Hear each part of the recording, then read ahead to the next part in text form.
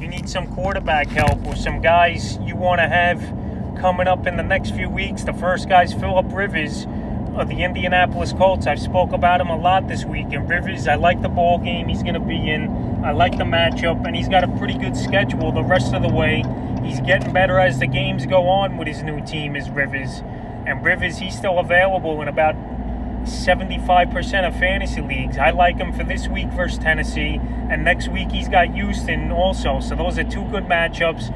Rivers, you could get him, and he could get you anywhere from 22 to 30 fantasy points, and that's not a bad get to go on the waiver wire and get him. And Rivers, he's doing well, like I said, and he's a guy I've recommended now the last few weeks to go out there and get, and I'm going to recommend you once again to stash him this week in your lineup. The second quarterback's Kirk Cousins, another guy I've been talking about, and he's been breaking out the last 3 or 4 weeks, and this week he's got a good matchup versus Carolina. I have him in the top 15 in my rankings, so check that video out for the quarterback rankings. And Kirk Cousins, he's got a good matchup versus Carolina, and then next week another decent matchup as well. So Cousins, it's a guy you can rely on, I think, now after early season struggles. I know Adam Thielen's going to be out in this ball game, but I still don't think it matters. When you got Dalvin Cook back there, the offense opens up, and I think Cousins, he's going to find some guys early and often in this game.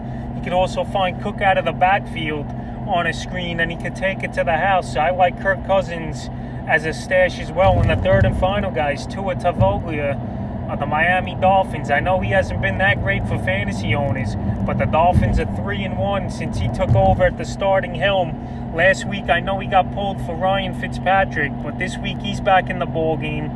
This week I had him on my starters video for quarterbacks, and Tua, he's versus the New York Jets this week, a team that anyone could do work on and throw all over the field. And I think Tua has a good game this week, and next week he's got a pretty favorable matchup as well as Tua.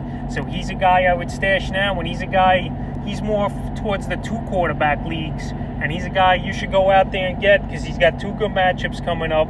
Dolphins are playing well, and I think Tua, he'll bounce back a little here in the next 2 games because of matchups. So that's a few quarterbacks I would stash heading into the weekend and beating the waiver wire heading into week 13.